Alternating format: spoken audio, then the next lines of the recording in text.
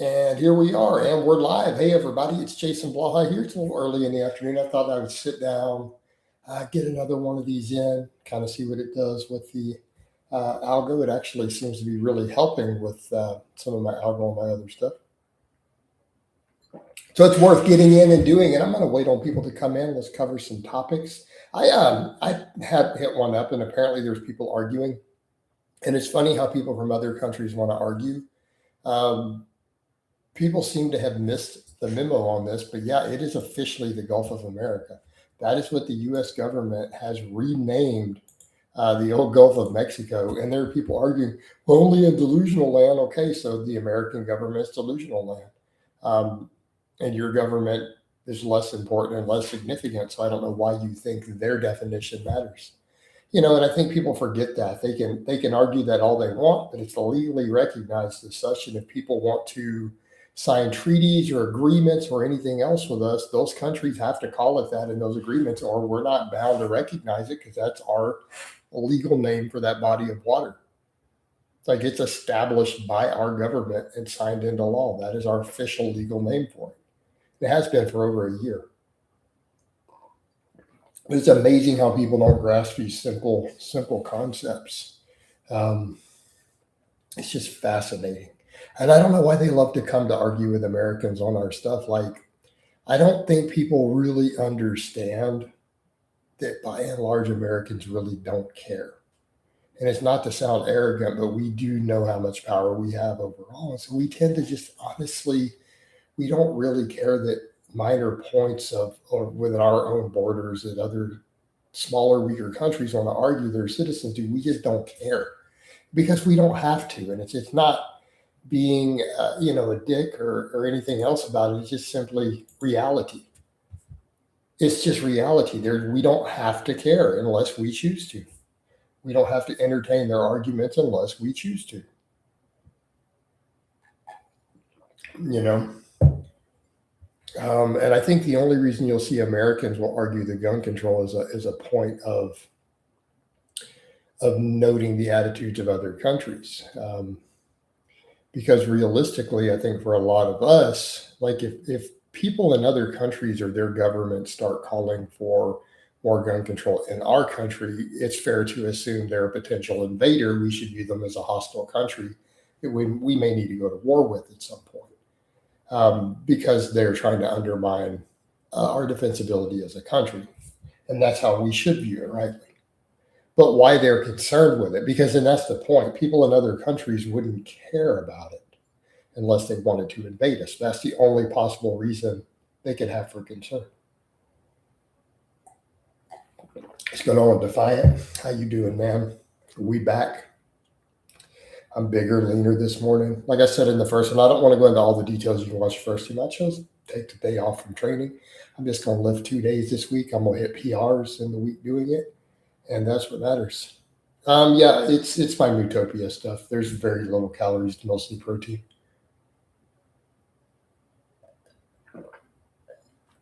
All right. I mean, again, the whole giant container is only like 650 calories, but like 100 plus grams of protein. So it's mostly protein. Sometimes you need more recovery just the way it is. And well, I didn't want to go out there. It was cold. It was really windy, and I'm like, I don't feel like bundling up. I feel good. I feel like the week where I did only 2 workouts the other time, I came back stronger. Right? Because at the end of the day, all that really matters is progressive overload. And as long as somewhere every week I get one set that progresses on anything or several lifts, dude, I'm going to grow from it. And that's really all that matters. Is my additional workouts, are we getting a training stimulus? But I'm finding this is working. I can tell in the mirror in the mornings that I look bigger and leaner. I can tell that my strength is going up. So again, it seems to be working, you know. And I think again, I was talking about that earlier too. We have to be careful of when we talk about wanting to train more. Is it because we're exercise addicts, or is it because we actually think there's a benefit? Because when you're training really, really, really hard And I think it's fair to say, looking at my work sets, limit sets on 10 plus rep squats, 8 rep sets of 500-pound deadlifts, all as limit sets, rest pause work, failure on weighted chins, weighted dips, pushing progression on all this stuff, pushing progression on bench. It's legitimately hard work. I mean, we're no longer at the point where the intensity or recoverability is in question. I mean, I'm doing 12 reps with 405 on a high bar squat in a single set. I'm pulling 500 for 8 reps regularly. You know, that's a lot of workload. And at my age, that's crazy. Like, I understand as a coach that it's insane.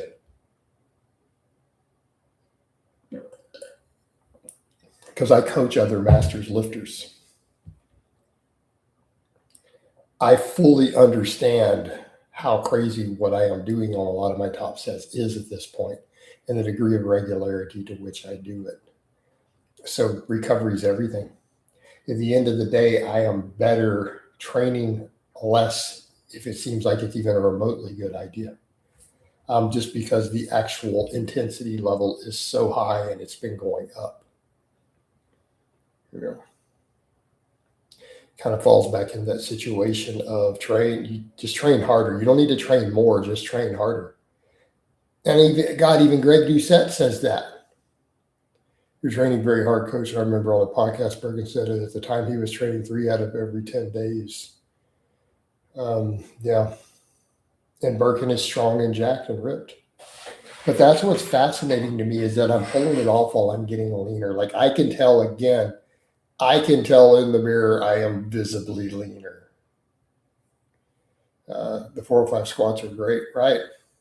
I mean, and that's what we have to remember. What's the gross stimulus on those alone? Those squats and deadlift sets by themselves.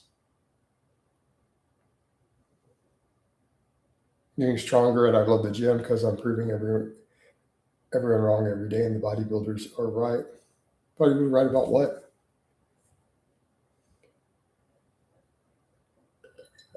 Yeah, the veins are showing better arms, getting leaner, right? Bodybuilders can't be right because no two bodybuilders agree on anything. Bodybuilding training is so eclectic, or not eclectic, it is so diverse that they don't even agree with each other on anything. 2 Mr. Olympia winners will call other Mr. Olympia winners complete idiots who don't know how to train. So what are you even talking about?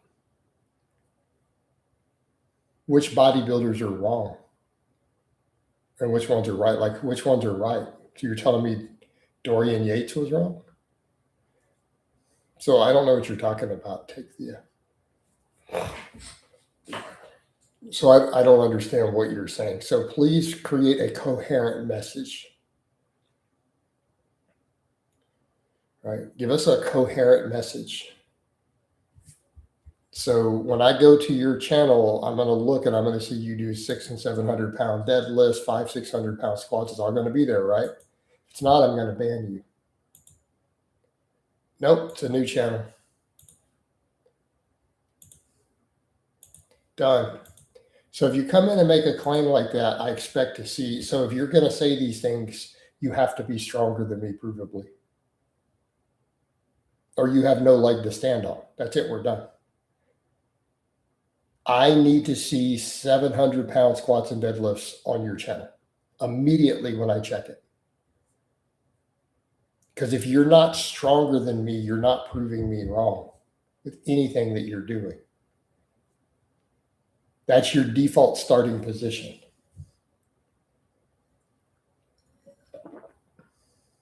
Because if you're training, because you're not talking about large amounts of bodies of evidence, if your training itself is proving me wrong, then you have to be squatting and deadlifting 700 pounds. That's not optional in the discussion. You have to be stronger than me to make that statement. Because you're saying that your current training is getting you stronger than what I'm saying and doing. Well, bro, if you only squat 400 pounds, it's a problem. Everybody want to be a bodybuilder, but nobody want to lift this heavy ass weight. Absolutely. Ronnie's workouts were short, by the way. Everyone's like, but Ronnie trained like 5, sometimes 6 days a week, but his workouts were 45 minutes. Did people miss that part?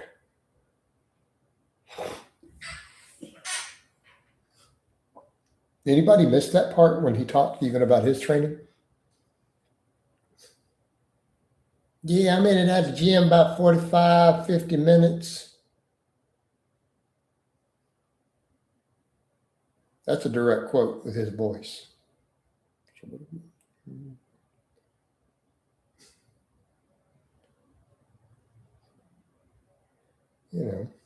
I'm not saying we should always use Ronnie as the example for everything, but I mean, he's going to come into the conversation. His workouts were very, very, very intense and very short.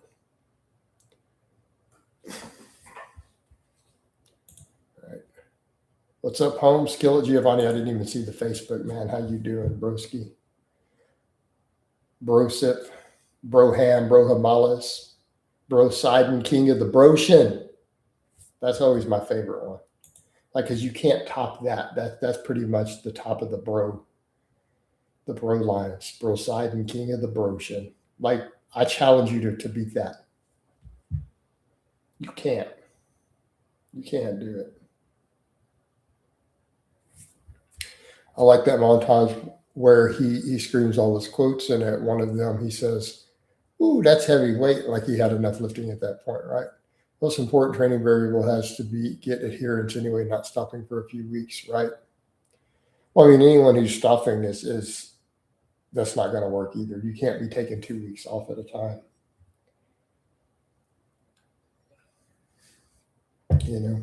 Yeah, starting and stopping is absolutely a gains killer. Absolutely a gains killer.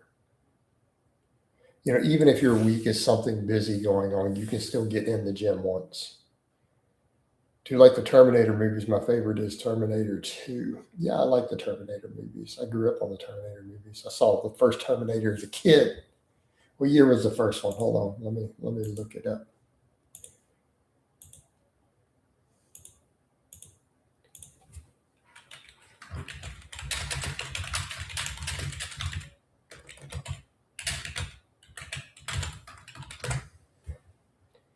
All right. 84. I gotta have this up. Gotta adjust something here.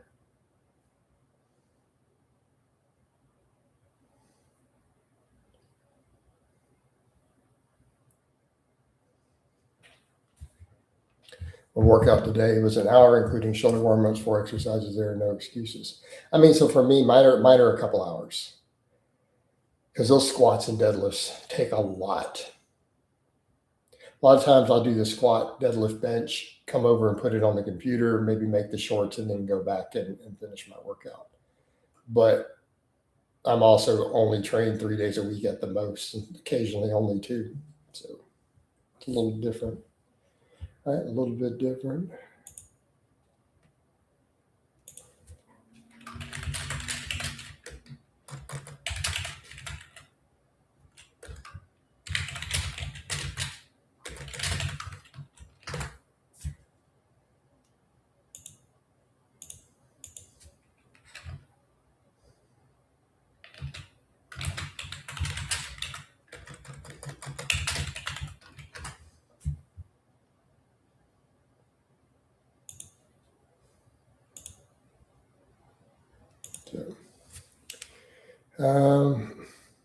I like the gun shop scene in the Terminator, right? Oh man.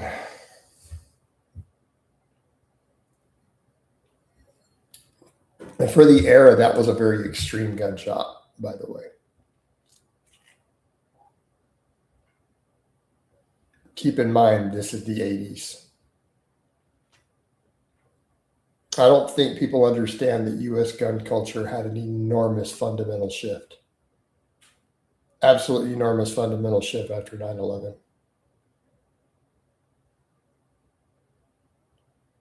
Matt says, this is your profession, coach. I want to look good, be strong and fit. I love lifting, but I don't need optimal. It can be done in 60 minutes, 3 times a week. I agree with that. I agree with that. So again, and I don't think people outside of the U.S. or the current young generation understands that. So when people talk about gun rights and ownership, no, in my lifetime, the entire firearm culture has had a massive, absolutely massive and fundamental shift. The NRA's position in politics has had an absolutely fundamental shift. Right. You'll never see another assault weapons ban pulled like they did in the 90s, as they called it. Like it wouldn't fly anymore. That was completely overturned and everyone went the other direction. Like in the middle of that, things changed. And then when 9/11 happened, our entire culture changed. So that would seem like a really tame gun shop, almost pawn shop level today in that scene. But in the 80s, that would have been considered super, super hardcore. Hasn't the NRA been pretty modest quote? They've improved. No, there's been some internal changes because of other organizations splintering off. Their politics have shifted towards the mainstream gun culture now. They were very much in the old school, very FUD dominant. But there was a divergence about 20 years ago in the culture, a very divergent situation in the culture to where it kind of went FUDs versus tactical. You know. So Joe Biden would be an example of a FUD. You don't need, I'm going to quote Joe Biden, when he was not senile and he could still talk. So you don't need an AR-15. All you need is your grandpapa's double barrel shotgun. And if somebody tries to break in, you just shoot both barrels on that sucker up in the air and scare them away, which is actually a felony. You can't do that. But, I digress. So that's called a FUD. They technically believe in firearm ownership, but only hunting weapons with no plastic or polymer on them, all wood, has to have wood furniture, and the primary purpose is it has to be a hunting weapon. And they pretend that they're firearm advocates. Okay. Whereas in tactical, everything needs to be at the bare minimum military grade and up. Like in theory, if you have the money, you should have better stuff than the military as a civilian, which is the position that I hold. So military grade, military spec is your baseline poverty minimal, right? That's your baseline poor. You should probably get a better job. Anything below that is like unacceptable, embarrassing. And then you move up from there, right? We need probably a little bit better ammo. At least your stuff needs to at least be on par with what special forces guys have. You don't want basic infantry level equipment. This is kind of, man. So the term for some of that in the gun community, they just call you poors, like you're poor. So, and yes, there are gun snobs and elitists. So it's a whole culture there. I tend to fall into that other camp, but I was in that other camp before the transition. So it used to catch flack, when you're ordering stuff at the gun store. Like when I want to go shopping in Commando, it's a funny scene too. I don't remember that scene.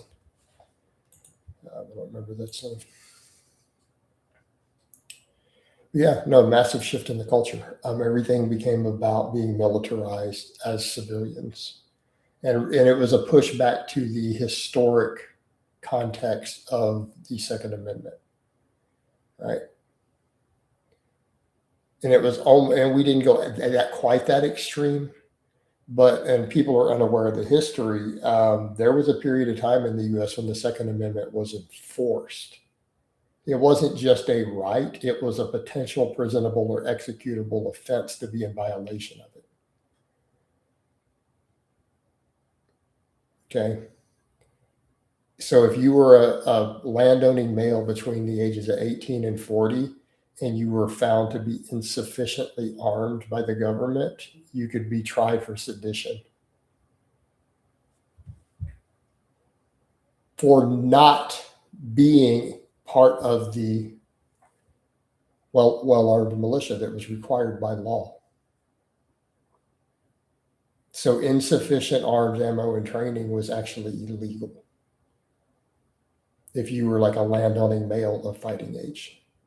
It was considered a legal obligation.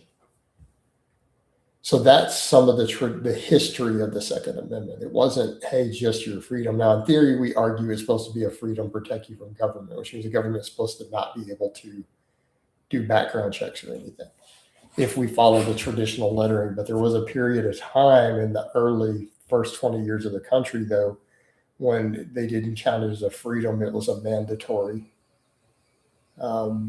And you could be executed for it, for an act of sedition. Because it was your obligation as a citizen.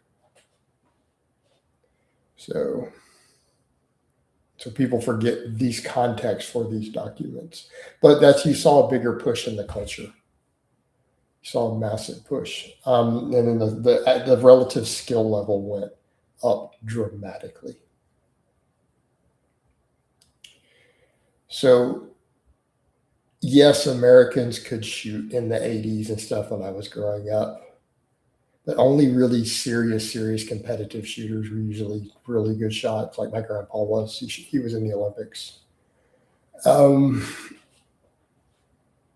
So, and he taught all of us a lot. So, I mean, I was pretty proficient by like age 7.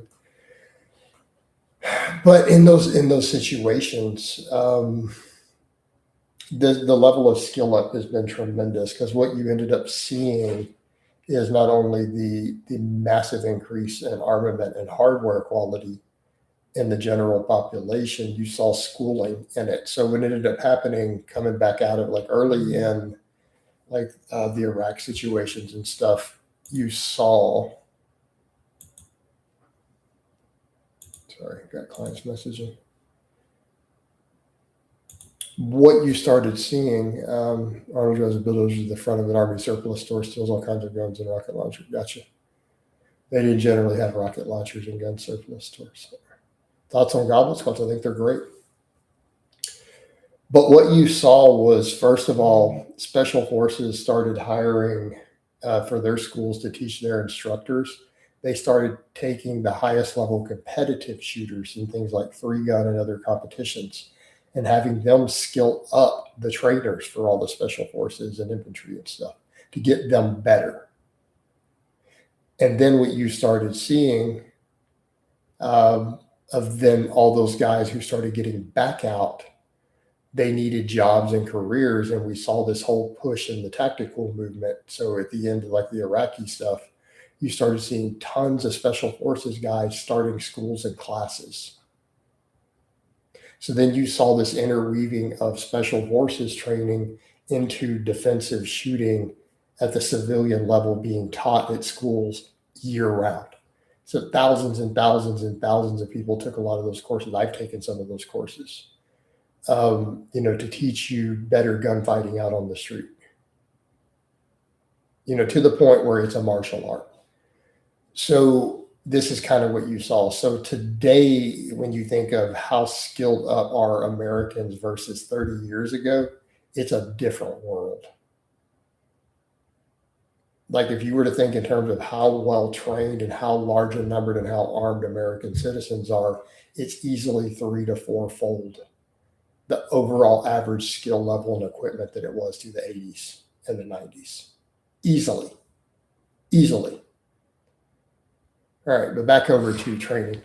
Does goblet squat build the most for the upright position, like leaning back? Yeah, you want to stay as upright as possible, because it's important to do barbell and, of course, front and belt squats. No, I don't think you need all of those. Oh yeah, are you saying on the movement? Yeah, yeah. You want to be as upright as possible on a goblet squat, right? So that is relatively important.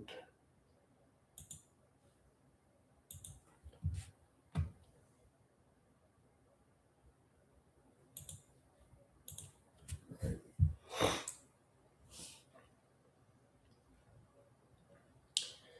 So there is that.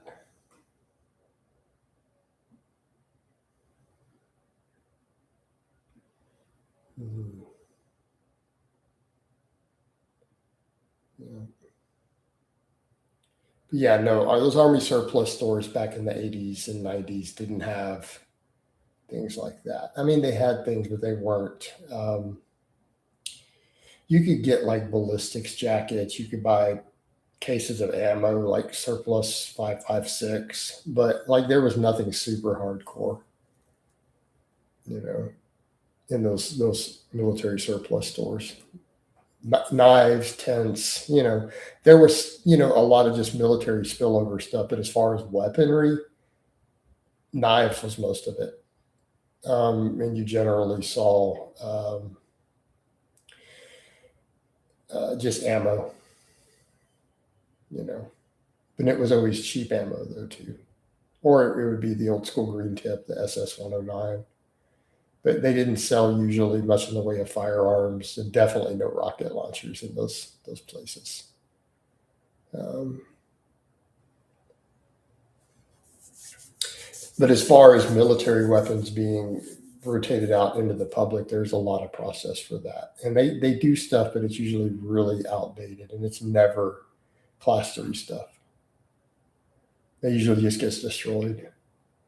There was a thing where they took a bunch of the old, like decommissioned 1911, some of them that were 50, 67 years old, and then resold them to the public and had to re-sign off on all of it to, sold them at like $200 a piece, like 20,000 of them or something. But those are just a handgun, and it's 100-year-old design. The goblet is the best upright position to build strength, but weight limited. Yeah, if you have limited weight. Right, that place had fully automatic AK-47s as opposed to what? The AK-47 is by default automatic. They're also not, you as a civilian, you're not generally getting a true AK-47. Grenades and claymores, and yeah, they're not going to have any of that in there. Arnold Stallone, Van Damme, Norris, Dolphin, Jackie Chan. Gotta love the 80s. So a lot of people confuse the AKM with an AK-47. If it's semi-auto, it's an AKM. It means it was also never a military weapon overseas. And they're clones.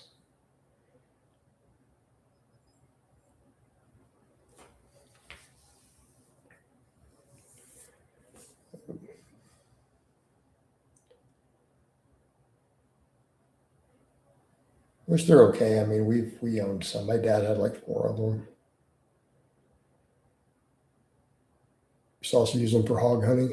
Arnold was very muscular and most muscular 70s, 80s, but now people say nowhere near. Today won't even close. Well, who cares? So they use more drugs. That's the difference.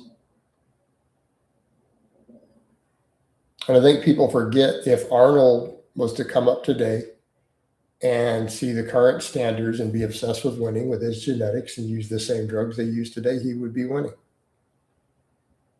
Like, why wouldn't he?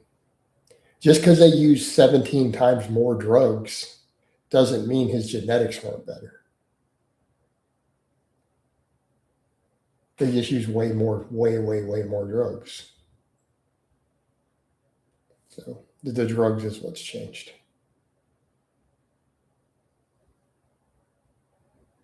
I really laugh when they say, well, also over the counter supplements have changed, like they do anything. Just stop, guys. They did have meat and eggs and stuff in Arnold's day. I don't think people are aware of this. They did have actual food, and that's where you get all the benefits of that, anyways. Supplements are largely a convenience at best.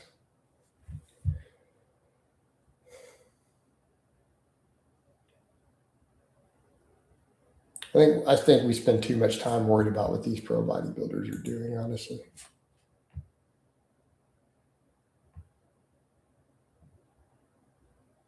This guy is asking on Facebook, how come Austin Perkins Trolling 897 is not part of your current events, especially because I haven't seen it. I haven't seen it. I don't even know who he is. Is that a fair answer? Well, since I don't know who he is, and what sort of total? Is it a raw total?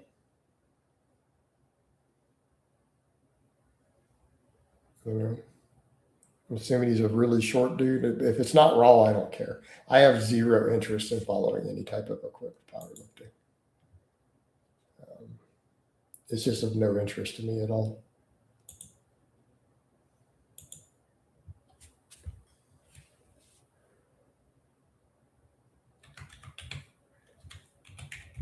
What's that in pounds? 19. It's over a 1900 total.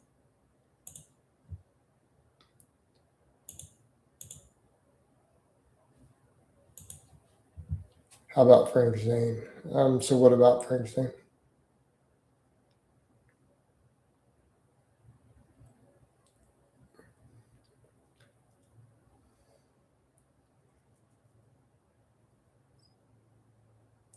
So maybe I think we're also having a confusion of terms here, historic terms. Because you're using the term muscular, was muscular and most muscular. Okay. Historically, you do know that has nothing to do with size, right? They've started changing that term now for what they're calling conditioning. So muscular meant how cut you were. Could he compete today? In what? In open? No. They reward oiled up. But he's too tall, about 100 pounds too light. No. So Frank Zane was noted for his lines and aesthetics, which they still judged back then. They don't care about that today. So no, he wouldn't even earn a pro card at open.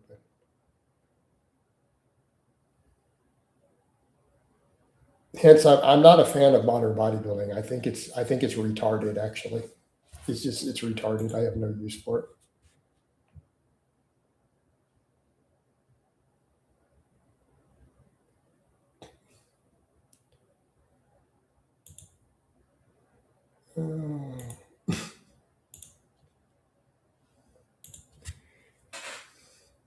Hence my point. Why would anyone care about the current bodybuilding? I don't understand why anybody cares about it at all.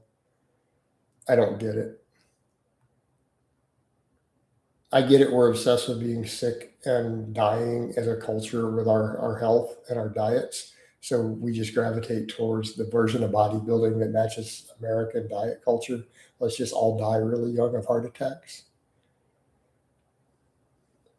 Do you think Steve Reeves or Frank Zane? I mean, Frank Zane probably was. We brought this up many times in lives before. Coach Bumstead should be the Open Olympia winner with the biggest. Someone should be. That's pretty much. They shouldn't be bigger than that. I would agree with that. So out of all the champions, him being the classic winner probably should be the Open Mr. Olympia. That should technically, at the most extreme, be their standard, and that's pushing it. Even he admitted he needed to quit because it was going to kill us. He was going to die from it, and he knew that. He was going to quit while he was ahead and not further destroy his health. We have to take that into consideration.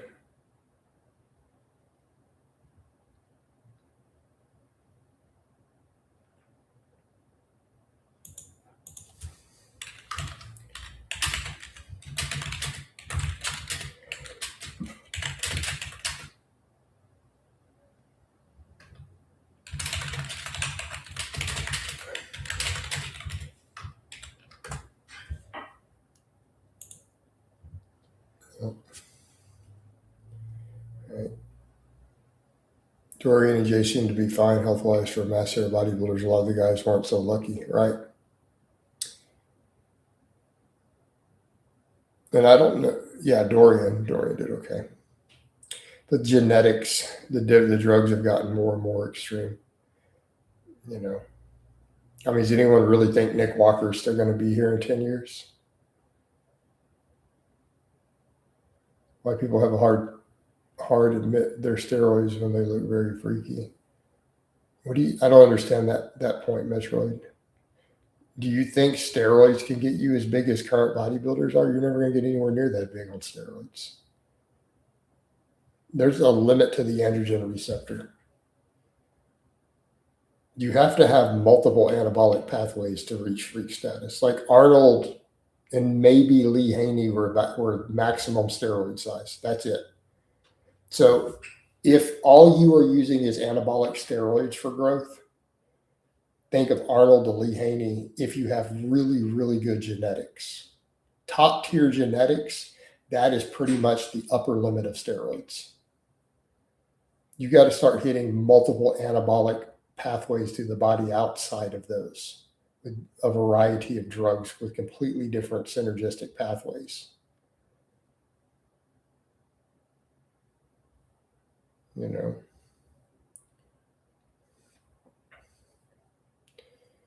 know, it's really that combination that pushed that next tier up was the HGH with insulin to push through certain limitations that it creates on top of the grams of anabolics. I wonder what the biggest the average person get without shaving decades off. There's no way to say average because average has no meaning there. I just saw a video of Mike Bursch. Yeah, Mike Bursch is on my friends list actually.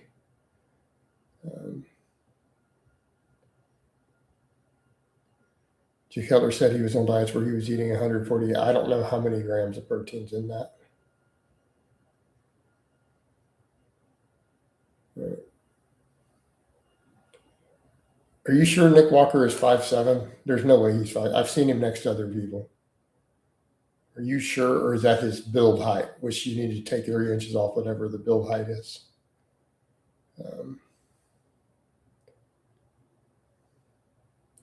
But you can't define the average person in terms of resistance to anabolics and things like that. There's no average. I don't know how we would determine that. How do you know you're not below average in your negative response to them? I mean, 30% of the population is going to have a worse than average health response. I've seen guys who get no negatives on their blood work on pretty hefty doses. I've seen guys who can go over a gram a week. Are you ready? And their blood pressure and lipids stay in the normal range. I shit you not. I have met people like that and seen their blood work. And, they exist. Dudes who can run a gram and a half of gear, their blood pressure and lipids stay in the normal range.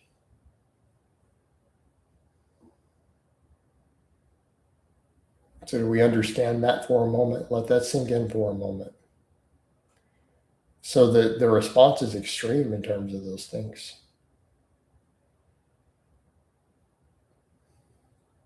Because there's plenty of dudes out there who on a gram of test a week, they would turn beet red and their face would probably look like a giant tomato.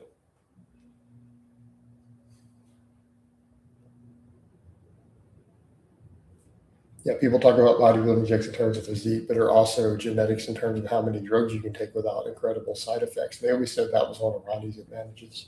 Coaches who knew him said that Ronnie Coleman was one of those guys who could run just grams and grams of testosterone with minimal side effects.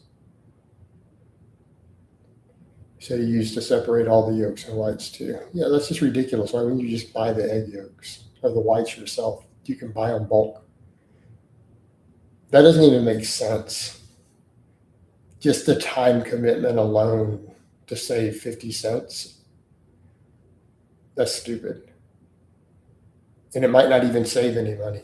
Would be you probably 500 milligrams below maxes. Yeah, that sucks.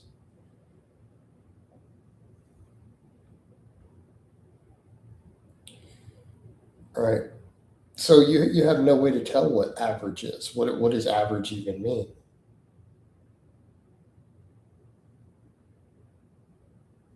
Ronnie was an all around freak. If he had stayed natural, he would have had a better physique than 90%. Maybe, maybe.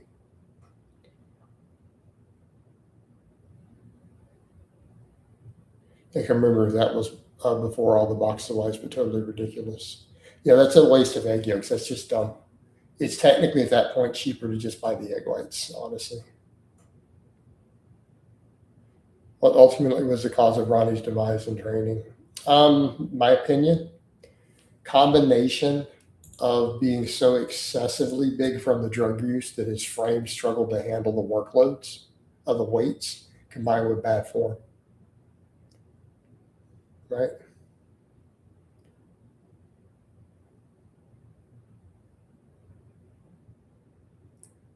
Why some people talk about how great their genetics are, but downplays on others. What do you mean?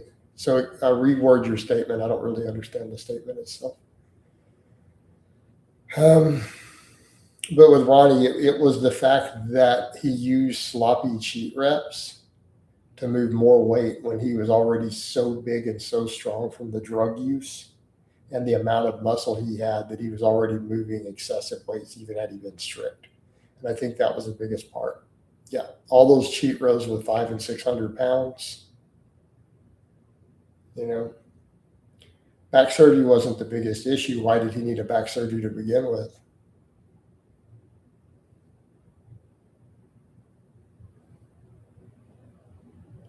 I mean, egg yolks, you have a lot of nutrients, but not everybody can handle a large amount of them on a health from a health position. So again, individual genetic response to cholesterol in certain aspects of your diet. Eggs are very genetic in the way that your blood work responds to them from whole eggs. One person can eat a dozen eggs a day with zero negative shifts in their health marker. Someone else at 3 eggs a day, they start seeing a significant negative impact in their lipids, depending upon your genetic response and if you absorb dietary cholesterol at all, among other things. Like that latter one's a big deal. People say, well, dietary cholesterol doesn't affect blood cholesterol. Yeah, for 80% of the population, it doesn't. You're correct. Unless you have a gene that does make it affect it. Make sense? So let's explain that. Dietary cholesterol affects blood cholesterol depending upon if you have a gene that allows it to affect it or not.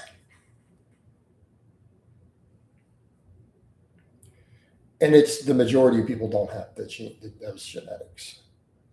Franco Colombo is a true badass bodybuilder. Now, he was a well-rounded athlete, right? Multi-sport strength athlete. Yeah, no. Because how many sports did he do? Bodybuilding, powerlifting, strongman, boxing.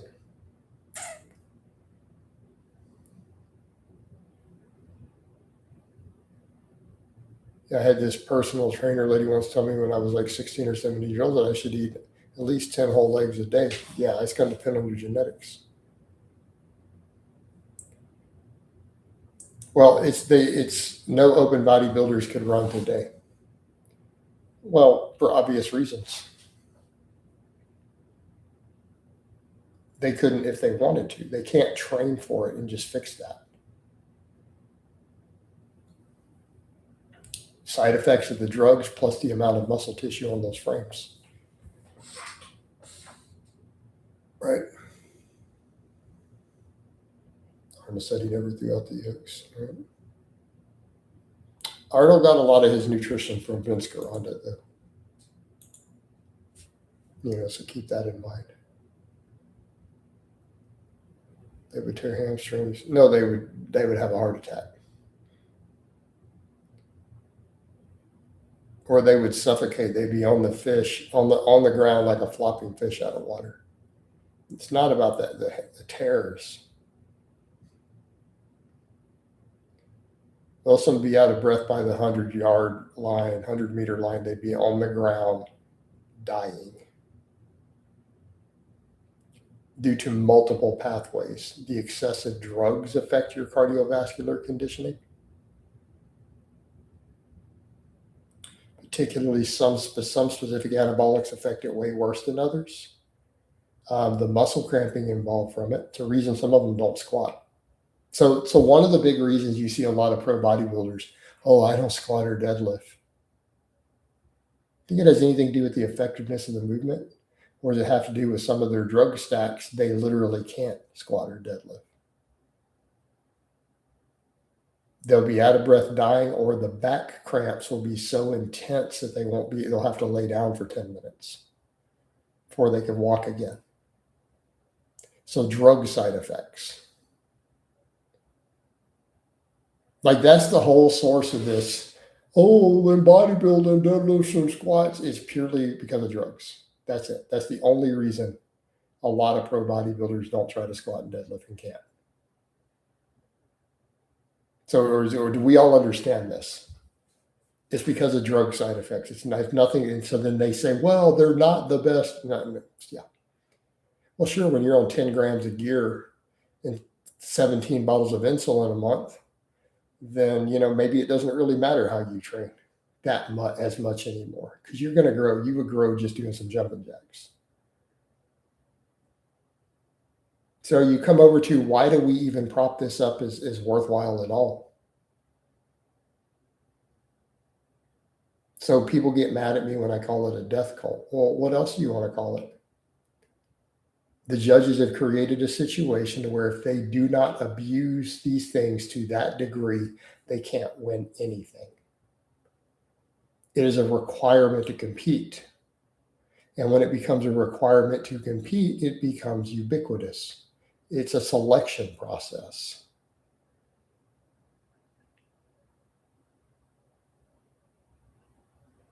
Right?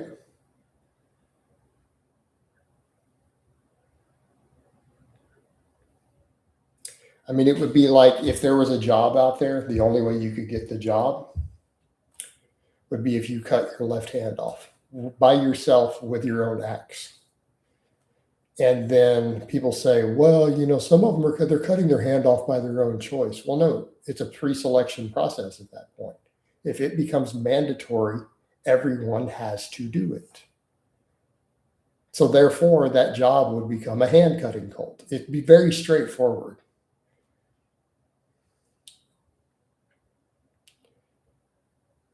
Plenty of 16-year-olds take Debo. Your friend started taking Debo and got aggressive and started trying to fight everybody. Okay. So, Bobby, I'm about to make fun of your silly goofball ass friend. So basically, your friend was a jackass.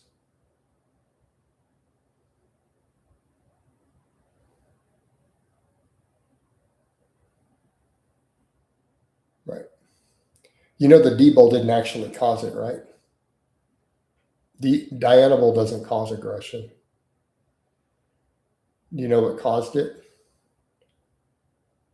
I heard I'm going to get roid rage from taking the roids, man. That's what caused it. Psychosomatic, self-programmed response. Dianabol makes most guys calmer. It actually has a specific dopamine response in the brain. It's considered one of the calm, chill steroids.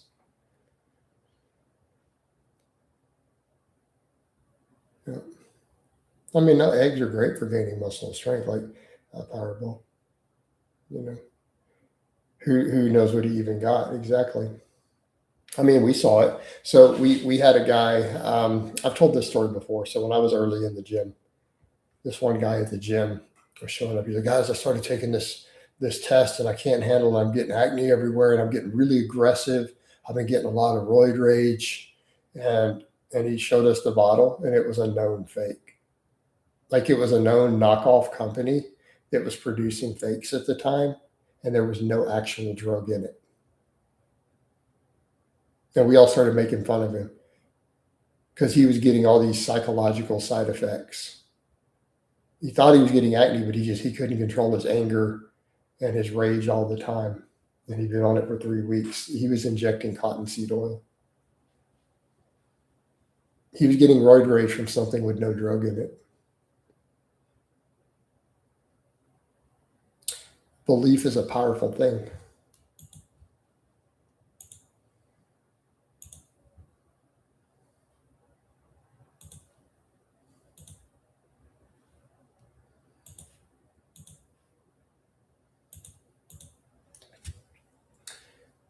Including that crystal oil, right?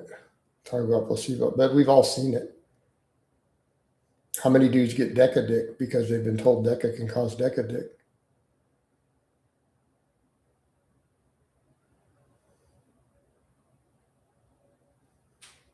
Some meds do create psychological effects. We all know this. But cottonseed oil doesn't cause roid rage, and dianabol doesn't cause increased aggression. Dianabol is considered a very mellow, calming anabolic steroid.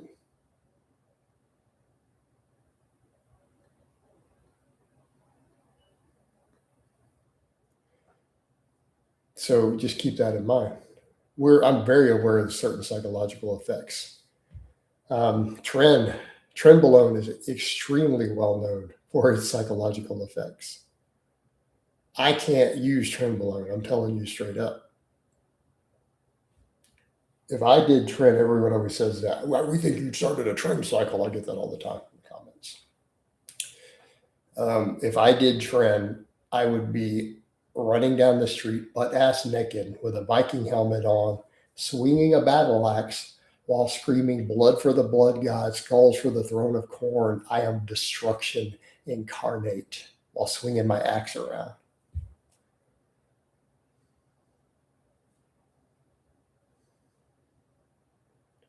What do you think of Mark Ripito? I have a lot of mixed thoughts on Mark Ripito.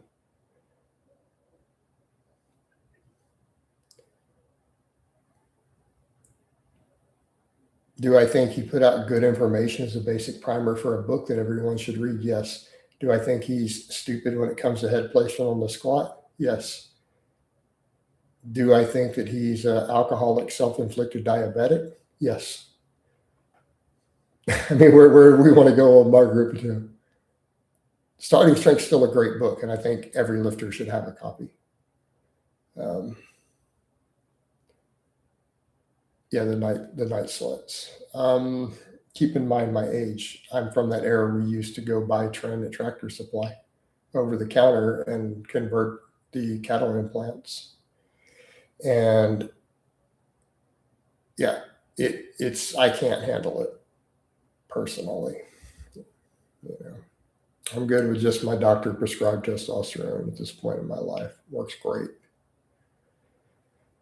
Works great. Coach, what do you think Michael Hunter's on? I think he's on that much, very moderate doses. I feel like I have to answer this too much. I don't know these days. I had ideas a number of years ago. Does it really matter what Mike's on? Obviously he's on very low doses. He's too healthy at his age to have abused heavy amounts, and he gains too slow year after year after year. Mark Ripito should be completely ignored on anything regarding nutrition. However, Starting Strength was a net positive to the lifting world. And so this is about giving credit where credit is due. You can dislike certain things about someone while still giving credit for a net positive they have left the world.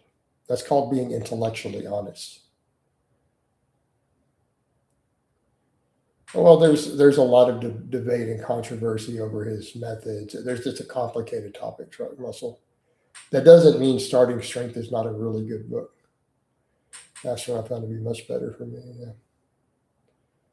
Yeah, I mean, so you can't really hate on Starting Strength given who it's for and the purpose of it. You can't as a program. But even if you don't run the program, the book itself, I feel should be a mandatory read. So whatever my personal feelings are on certain aspects of Mark, I'm still telling people to go buy his book, which puts money in his pocket because it's a worthwhile book to have in your collection.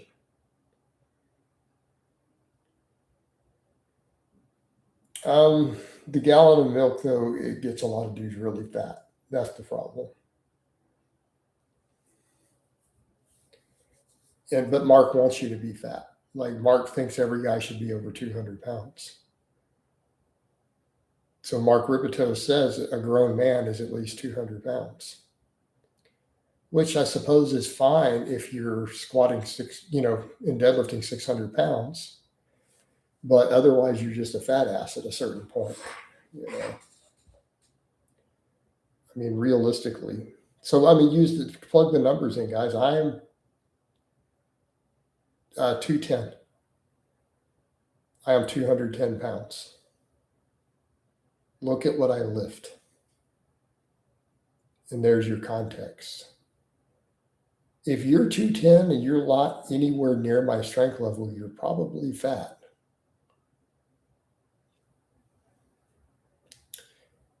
Hey, Truck, that's way, way too complicated and nuanced of a topic to get into of the debates and discussions of things people don't like. That would be a full hour conversation. You have to do your own day. I don't want to talk about Mark Ripito for an hour straight to go into all the different controversies and situations. Does he consider? I've never heard him give an opinion on the reverse hyper. All right. I'm gonna go ahead and shut the Facebook down though. That's good enough.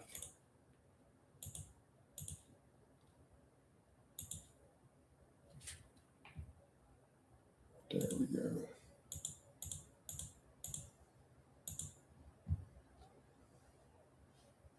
So what did we see for an improvement there? $10 in 3 hours. Cool. Found a clip where he said, I've seen him say that about the Smith machine, but I didn't know he felt that way about the reverse hyper. I love the reverse hyper. I agree with him on the Smith machine and the trap bar, though. I don't have a lot of use for either, I suppose. I mean, we could argue it. I don't know. I mean, I've also seen my bro Christian make a pretty good case for doing Zercher squats with trap bar deadlifts for a general athletic program. I mean, because I feel like conventional deadlift brings so much to the table, and the trap bar is catawampus at the top. I do usually eat. No, I have a whole feed window. I mean, do we count my milk as a meal? I mean, I just eat through the whole window and then I chill. So I have about a 6 hour window where I just eat nonstop for the most part. But I start with one really big meal. What do you think about practical programming? I think the book itself is decent. I think the programming itself for practical programming and a lot of those intermediate templates are not that great for reasons that I explain when I discuss proximity to failure. Michael Hearn, more muscular and stronger and leaner than ever. I've read practical programming. It's been over a decade, but I've read the whole book. I used to have a copy somewhere. SS are frustrating because they are close to popularizing proper lifting, but they make it too culty and dogmatic, right? Pavel T. You're not going to spell his whole name. You want me to say it? Pavel Tauseline says Zercher squat and medium stance sumo deadlifts from those people. I don't always agree with everything Pavel says, but I do generally hold a favorable view of Pavel. See, because you're not Slavic enough to pronounce it. It's Tauseline. Yeah. It's like this long. At least he's Russian. You must learn to speak with strong Slavic accent. Right? Like a babushka. Be strong like cow on the plow. Or strong like bull on plow out in the field. I can't pronounce or spell that.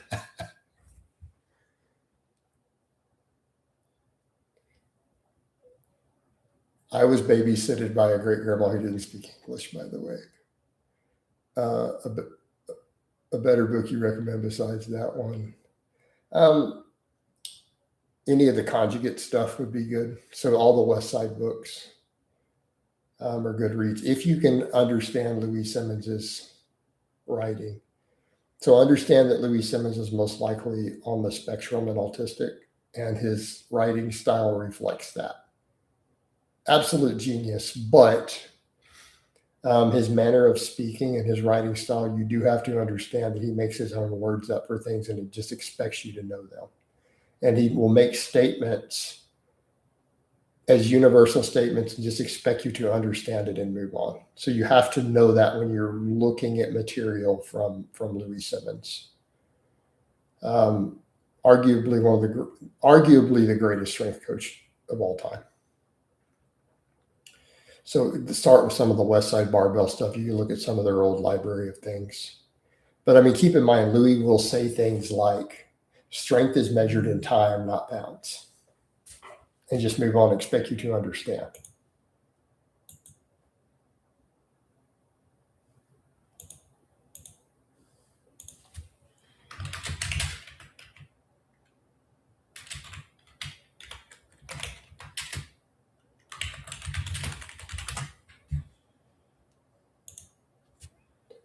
Banded box squats for the win, right? Sounds like all your teachers from medical school, right?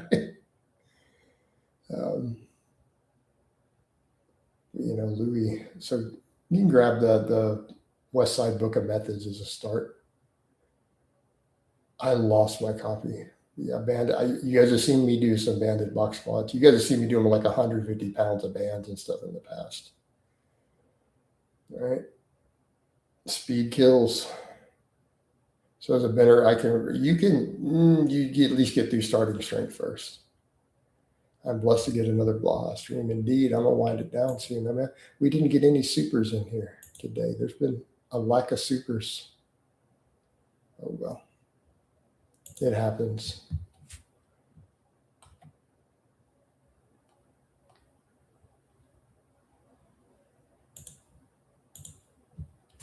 Louis is missed, right? Rest in peace, Louis.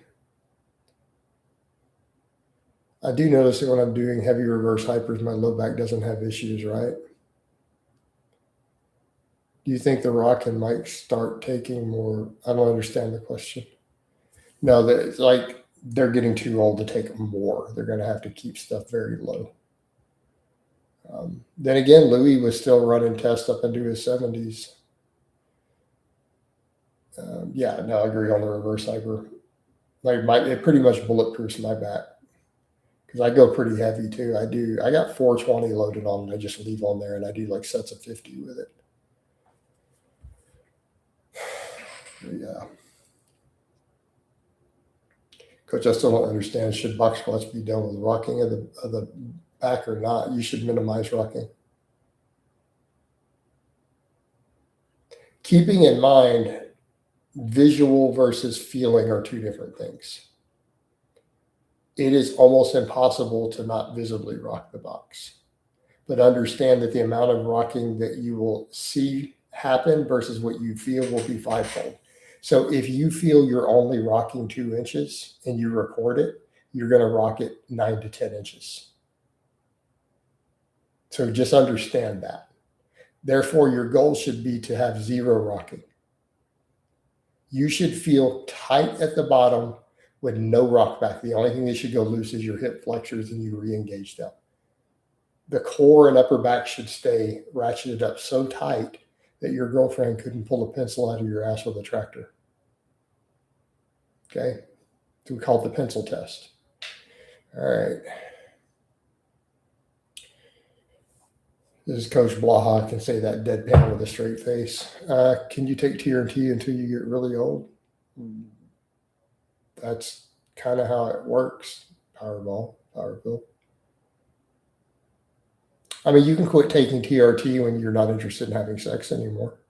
Like when you say, you know what, I'm 72 and I just don't care about pussy.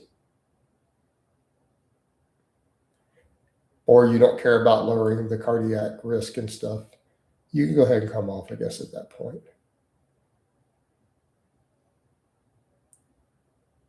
Yeah. I mean, I know dudes in their 70s who are still on their TRT. I mean, I don't really see why you would want to come off if you don't have to. You know, they may take you off of it in the nursing home. Do you think of folks like Westside actually did this pencil test on their athletes? No, I actually made that up. It's been one of my running jokes for like 12 years. Call it the pencil test. You used to use it on the bench press too. Dave Tate does a kick test. I jokingly just use the pencil test to explain to my lifters how tight to be on the bench. Dave Tate just comes over and kicks your knee.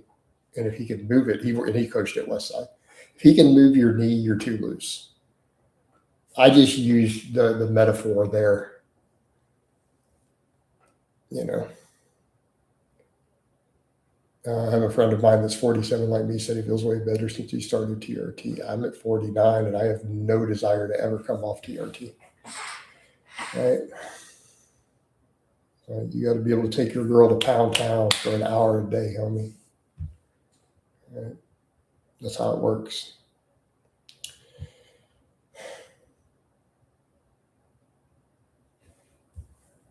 You think I'm kidding? Like you're laughing like that was a joke. I was actually dead serious. I was serious as a heart attack. Bro, that's like your baseline, man. You know, you're not knocking the bottom out of it, still someone else might. I'm just saying. You know. Metroid, do the thing 280-pound dumbbell Bulgarian squats heavy with no straps. What?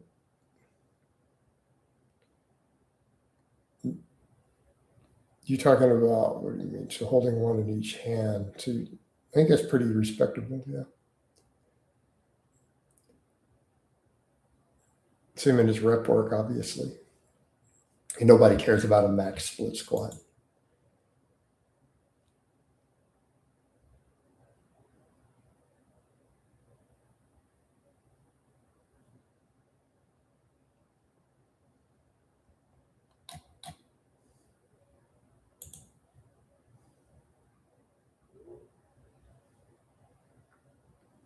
What? You mean copyrighted content, possibly. My live stream just now from the Facebook, you're concerned there may be copyrighted content. So it has limited monetization. It's just me sitting here, guys. I remember Rip said he was asked by Joe Rogan to come to his podcast, but refused because he was scared of catching COVID. Lord. All right, guys. I think it is about time to wind this down now. Sorry for my internet, but what is Conjugate? Conjugate is the programming system that Louis Simmons from Westside Barbell wrote. It's often used ubiquitously with the term Westside. He means conjugate. He calls it conjugate periodization, but it's not really periodization. Jason, think most people around our age would be good candidates for TRT? Is it normal to have lower? Yeah, I think so. Because The Rock and Mike are bigger than ever. Are they? I don't think so. Neither one of them are that I've seen. What are you talking about? You just made that up out of nowhere. All right, guys. I do think it's about time to wind it down, though. Give you guys a bicep shot before we go. Oh, Mount Cepheus. And we're out of here.